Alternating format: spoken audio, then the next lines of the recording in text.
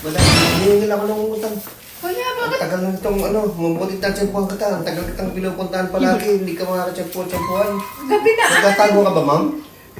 Hindi naman, kuya. Gabi na. At saka, kuya, wala pa akong pambayad ngayon. Bukas ka naman hingin. Wala ka na naman pambayad. Wala nga akong pera ngayon. Lagi na lang ganyan walang pambayad eh. Tuloy nga ako pupunta rito, hindi kita matiyempuhan. Tapos sumatiyempuhan kita, sabihin mo wala ka pambayad. Ba't sigurado mo gabi na ako, alas 10 ng gabi naniningil Oo ka nga, pa. gabi na kasi nahihirapan ako maghanap sa aking mga customer na ng mga mangungutang. Pagka kailangan nila kumuha ng pera sa akin, ang bibilis. Sila sumusugod. Ngayon, pagka ako maniningil, mga nagtatago. Ilan pa ba yung babayaran ko? O, 4 na buwan na, madam. Dapat na pala akong hindi nagbabayad. Oo, kaya magbayad ka na. Ay, Dali. sige, bumalik ka na lang bukas ako magbabayad. Wala nga akong pera ngayon eh. Ano? Bumalik. Wala nga akong pera, kaya bumalik ka na lang. Naku, teka, teka. Ay. Oh, hello. Oh, ano?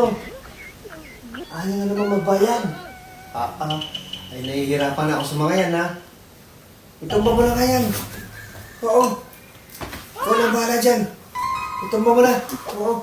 Ay, kuya, ito Kailangan bayad mo ko. ka yun. Kuya, bayad ko. Ayun. Kuya, bayad ko. Sige, sige. Ikaw na bahala dyan.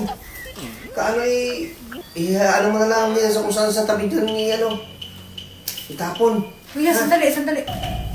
Kuya, Hindi ko na ito bahala. na yung bayad ko sa 4 na buwan kong utang sa'yo. Ayun na. Kuya, ayun na. Ayan.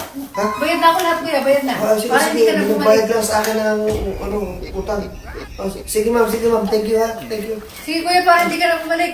Sa'yo na yung sukli.